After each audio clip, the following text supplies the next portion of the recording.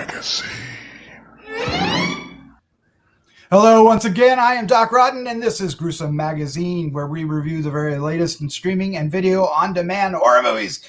Each week, my co-hosts Jeff Moore, Crystal Cleveland, Dave Dreyer, and I will take a look at various spooky, scary, and gory genre offerings. So let's see the crew, starting off with my co-host Jeff Moore. Jeff, how you doing?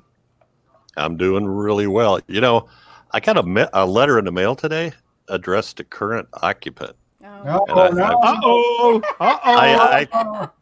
I spent all day trying to figure out, does that mean I didn't live here yesterday, or I'm not going to live here tomorrow, or what? I don't know. Oh, no, the wonders of the U.S. mail. So what we're doing tonight is we're doing Into the Dark, the Current Occupant. Jeff always makes a reference before I announce the movie, so now I got to announce the movie. So everybody knows what the hell's going on. Yes. How to keep you on your toes. Yeah, I should learn. We haven't been, we've been doing this for a few years. I should know, but no, it still gets me. All right, what are the rest of the crew? Easy for me to say. Yeah. Crystal Cleveland, Living Dead Girl. How you doing? And who's that with you? My Ollie Percy. Yes, he's happy to be here. He's awake tonight. Yeah. You just keep him drugged up so you can hold him like that the whole show, don't you? It does seem like that, right? He just really, his favorite thing is to be in my lap and just have me pet him, and this is what he does.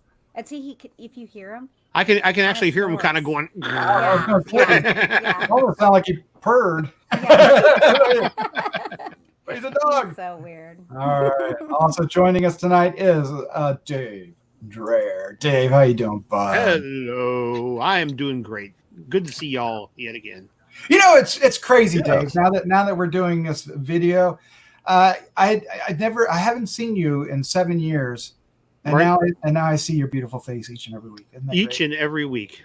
Isn't that wonderful? How technology. Yeah, it's a beautiful thing. Wonderbar.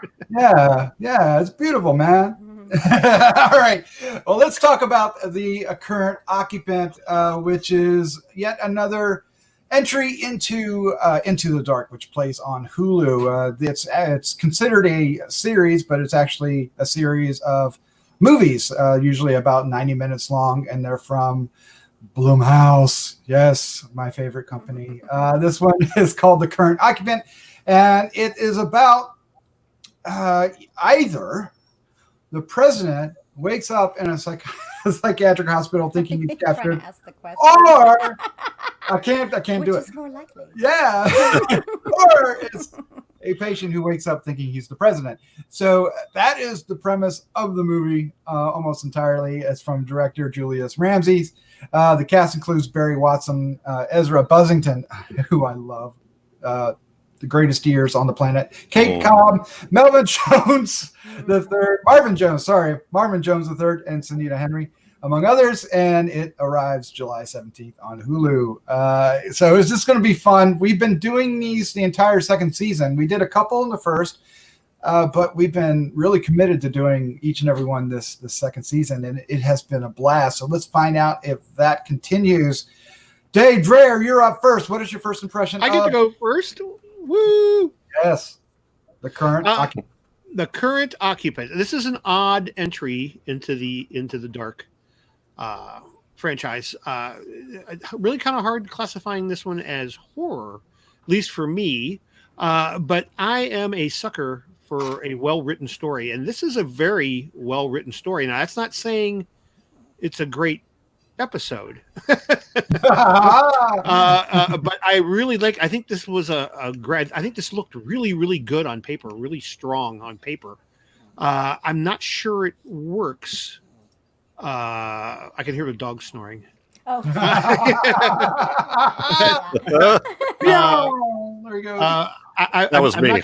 I'm curious to hear the rest of y'all talk about it, because I was so impressed with the story itself that I was kind of giving it some leniency, but I watched it through a second time this afternoon, and it has some continuity flaws. There's some issues here, but my first impression was it was an incredibly well written episode.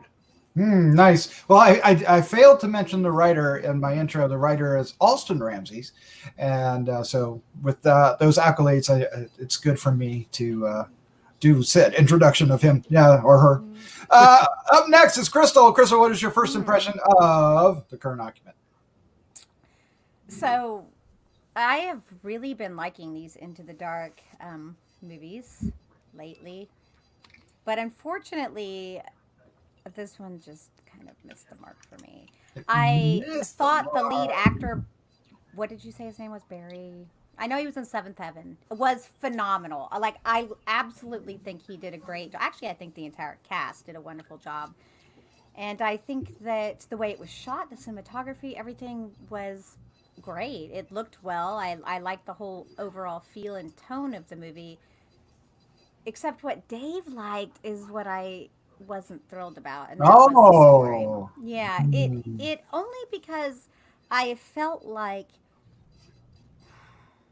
sometimes when you do a movie where it has elements of, mentally unstable patients and things and happenings, you can just continue to do this mentally unstable thing where you just no longer trust the story and it's not interesting or exciting anymore, because you don't know what's real. And you have to have some grounding in reality for it to be interesting or exciting for me, or to make any sense whatsoever. I mean, it threw me for a loop several times when you kind of think it's one thing and it goes another way.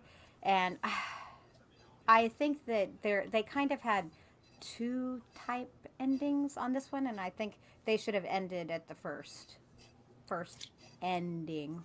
Yeah, they might have hedged their bets, right? Yeah. The actor, by the way, that you're talking about is Barry Watson. He was great. He was fantastic. Yeah. I also liked Ezra Buzzington. I mentioned him earlier. I was trying to remember when he first made an impression on me, and it was from Mohawk. He was the best thing in Mohawk. I really liked him in that. He was intense there, and he's really fun here as well. Jeff, you are up next, sir. What is your first impression of Into the Dark, The Current Occupant?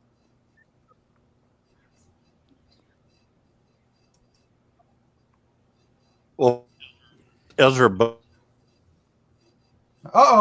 Is everybody else having trouble? Technical difficulties. Yeah, you have to come back around. That's a good freeze frame for him, though. It is. All right. Yeah, we don't need to stare at him much longer. We'll get back to him. I'll go ahead and do mine real quick, and then maybe There was a movie called The Last Page. Did you do? And we'll get back with him after the after. Welcome to live podcasting. All right, Jeff, we'll get back to you, sir. Sorry about that. I enjoyed this a bit. There he goes. Where's he going? And however, it is far from my favorite entry.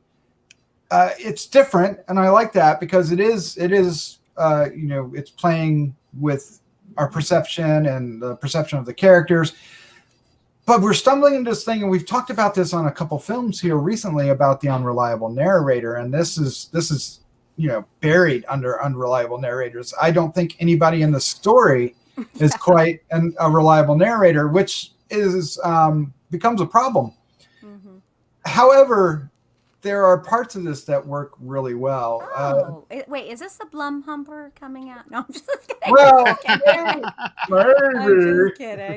But there's a couple tense moments, like when he's connected to a buzzer and there's somebody else connected to a buzzer, and they're playing kind of like Russian roulette with buzzers. And the orderly is also pretty fantastic, and anytime he's on screen, really liked him. So I mean, it isn't my favorite. I mean, that still goes to Puka Lives. I'm just saying. All right, but let's find out what Jeff thought. Jeff, let's give you another shot here, sir. Let's see if you're back on. Jeff, are you there, sir? Well, I never left, but I love you guys. Yeah, I'm here. So what I started to say was Ezra Buzzington. There was a movie called The Last House. Do you remember that, Doc? He played a character named Hate. Ah, It was a really weird one, and I remember you and I talking about it. And that you thought it was like he was the best part of that too. But anyway, this is a very weird movie. This is like a majorly big time unreliable narrator, and it almost seems like there's 3 movies going on, because some of it seems like the doctors are being unnecessarily sort of mean and opaque, and there's other times where they seem really nice and kind of normal, and then there's also the times where it's almost kind of science fiction-y. There's very much. And so I don't know if that's all from the viewpoint of the unreliable narrator. There was some weird, I don't know, was that hallucinations he was having from the, psychotropic or psychoactive drugs they were giving him? I don't know. But I kind of wanted it to like settle someplace. I thought the acting was good, and I agree with Dave. It was pretty well written, but there were some effects and things that I wanted. I guess I would like to see the filmmakers carry them through, like what people's, I don't think I'm giving too much away, but what people's heads look like sometimes. Yeah. Walking down the hall, I kind of wanted to know what was up with that. So it drew me in trying to figure out what was going on, but in the end, I wasn't satisfied with the ending. I think the ending does leave you kind of unsatisfied. I think that because it does have, like Crystal was saying, multiple endings, and you kind of wish they had stuck their guns to one or the other. Then you're like, okay, it's a little too unstable. And I'm shocked that I'm saying that about a movie, but it makes sense because it's all in a psychiatric hospital. But it really feels like maybe that's the point. Maybe it's meant to feel like we're actually part of the psychiatric hospital, because I kind of felt that way. You kind of wonder, is what he's experiencing because he's unstable, or is he unstable because of all the experiments that they're doing on him? And I don't know if I got a resolution to that. I think they implied something, but yet they kind of doubled down on either side, and you're like, all right, it was a fun ride, but well, and I think that's a common phobia. That's one of my sort of hidden fear. Well, I guess it won't be hidden if I say it out loud, but kind of a hidden fear. But being locked up in a place like that and having lost total control of what happens to you, and the more you fight against it, the more it reinforces their opinion that you belong there, right? And there's no way around it. So that's kind of stuff like that kind of freaks me out. Yeah. So Dave, it freaks me out too. Dave, you keep you mentioned that you like the script, and some of us have agreed, some of us have kind of pulled away from that. Tell us what about the script really resonated with you. Well, and again, I obviously I haven't read the script, so there's no way of knowing. I like the writing, that not to be confused with the structure. It definitely has some structural problems, but I like the words that were used. The quote that really struck out to me, I'm going to try to remember it verbatim. It was something to do with conflict. Think it was conflict is nothing to fear. Conflict defines you, which I thought was really, really well put together. It's only 10 words, 11 words. I can't do math that fast in my head. But I'm talking more along those lines. The words had meaning. Now, if the director, fucks up the storyline, there's nothing you can do about that. The best writer in the world can't save that. I mean, look how many bad Stephen King adaptations there have been. So I like the writing. I would like to read the script. I don't think this was based on a short story or anything that I'm aware of, but I think this would have been a much better read than it was a watch for me, at least. Yeah, it's interesting because it does feel more like a Twilight Zone episode. than it does maybe what we've been getting in the past couple months. Yeah. Or And the ending did get away from them. I guess we're gonna call it the first ending. They could have just ended it right there. And I've been like, hey, all right, I like it. I got really excited. I was like, oh, okay. And I even liked, like you were saying, I liked the dialogue there. How he repeated what she had said. Oh, I want to thank you for whatever, I mean, I was like, oh. And then they went another step, and then it was another step too far. Right. I think maybe... That just kind of reeks of somebody else's involvement, so somebody sitting in a conference room somewhere going, well, we got to do this, Now, we've had this conversation before, how people are just stupid, and they feel the need to over-explain. It's like, no, we got it. Sometimes we got it. Yeah, we got it. Sometimes simpler. You can is stop. Better. Yeah. Yep. You need your cigar when you do that. That's it. Yeah, that's it. Exactly. But it really, that's how it seems to me. That's exactly what happened. So that first ending didn't make sense to me. I mean, really? Oh, really? See, it totally did to me. Yeah, me too. I just like that's not the way he would have that would have progressed to me. But anyway, which I think was part of the point. So yeah. Oh man, but it, but it would have been. You're right. It would have been a better ending because then I would have been left wondering. There's so much still. Yeah, there's so much still you could kind of instead of boom, kind of spelling it out. Mm-hmm. I mean, they could have hinted toward the second ending without committing to it. Right. There's we probably shouldn't say anything else because we're going to spoil it. There are elements in this that, for me, it's going to be tough for me to say too. But there's a nurse that helps him along the way. That a reveal is tied around that I kind of doesn't make any sense, and it doesn't. But at the same time, you see it coming, right?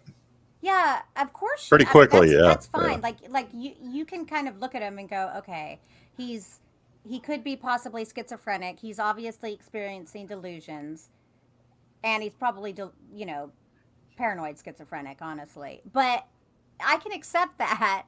But the bits that he gets, and then how they're tying it back into some story that isn't really a story, doesn't. I just feel like it was. I don't know what it was trying to do. Mm-hmm. And I mean, maybe I just missed it. Maybe it was just trying to be an unstable ride. I don't know. I feel like it was trying to do something and it was lost on me, unfortunately. Yeah, it was definitely exploring the unreliable narrated concept and in spades. It just keep going. It was going all over the place with it. So, woof. All right, let's go ahead and wrap this up. Let's give our final thoughts, our score, and favorite scene. And Dave, you're up first, sir. But before you do, if you like, I know I just teased Dave. Before you do, subscribe below if you like what you're seeing. Hit the little bell. Yeah, come on, people. What are you waiting for? Yes, hit Oliver. Oliver, hit the bell. Hit the bell and hit the like button. Leave some comments. We've been getting some great comments, by the way. The past couple episodes, people have really been leaving some terrific comments about the reviews, and I want to thank you very much for that. So to everybody that's done that, thank you. All right, Dave, I teased you long enough. Let's do it. What is your final thoughts? Your score, 1 to 5, favorite scene for the current occupant? Well, I'm just kind of repeating myself here, but this is an odd entry in the Into the Dark. It's not poorly done. It's just not one of the better entries into this ongoing marathon of films that we're getting from Blumhouse. I really did like the writing in this. There's some really good dialogue. This could have been really, really good. It really just seems like they didn't know where they wanted to go with this. And because of that, it's only getting a 2.25 from me. My favorite scene... Oh, man, I don't know. I'm going to go with Doc, you mentioned it earlier, the scene where, but again, I don't want to give too much away, but our president is hooked up to a machine where he can shock the person in the other room. And that whole scene it's really well played out. It really, really is. And, we are led to believe something's happened that that didn't happen, or did it? It is. But I like that scene in particular. Our lead actor, the guy who's playing the president, really did well with that, because his character seemed like he really wanted to be a good man. I mean, even when they were leading him down those paths, trying him to getting to say things that he didn't want to say, he wouldn't go there. He kept wanting to, pursue love and honesty and trust. And their prompts kept getting worse and worse and worse until they, kind of broke him. But I like that scene. I thought that was really well done. Yeah, it was. His performance was, manic, and it was good. It was good. All right, Crystal, you are up next. Final thoughts, score, favorite scene, Current Occupant. So, I mean, it is on Hulu, so obviously I think you should watch it. It's there. I'd be interested, actually, to see what more people think about this, because when I was watching it, I questioned a lot of things, and I was like, am I just missing something? Are people going to really like it and I'm just missing it? It's entirely possible. I guess I liked it a smidge more than Dave. I'm going to give it a 2.5. Though. Wow. It's not much. It's not much. Oh my. I'm actually surprised by that. Yeah. Well, mainly the performances were, I think they were all great. The doctor, the secretary, everyone, the orderly, they were all good. They all fit so well. And my favorite scene, there's a couple, but I think I can't decide. One of them is really good. Well, take the really good one. One of them is more gory. One of them is more gory, but one of them is more funny and kind of, okay, I'm just going to go with it. It's Garrett. Garrett. Don't call me that. Oh, yes. Yes. There's a lot about him I like quite a bit. He's an emperor. I mean, he's an emperor. 400th in his line. You know what I liked about the scene, because I was going to pick it as mine, is the lead up to it was, because he says, I think I voted for you. And he's like, thank you. And then it led into like, I'm the emperor. It was really good. That was well played. All right, Jeff, you are up. Now I got to pick a new scene. Jeff, you are up next. No, that's not the same one. That's different. Is it? The Garrett one was in the cafeteria. Okay. Yes, yes, very much. All right, Jeff, you're up next. What's your final thoughts, your score, favorite scene? I'm kind of, it's going to sound like a broken record. I'm kind of with Crystal and Dave.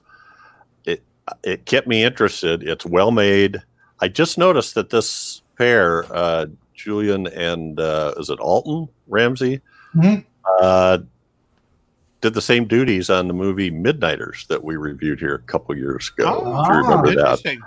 That was an IFC film that I think we liked, kind of. I remember Midnighters. And so I think this is ambitious, but I don't know. I didn't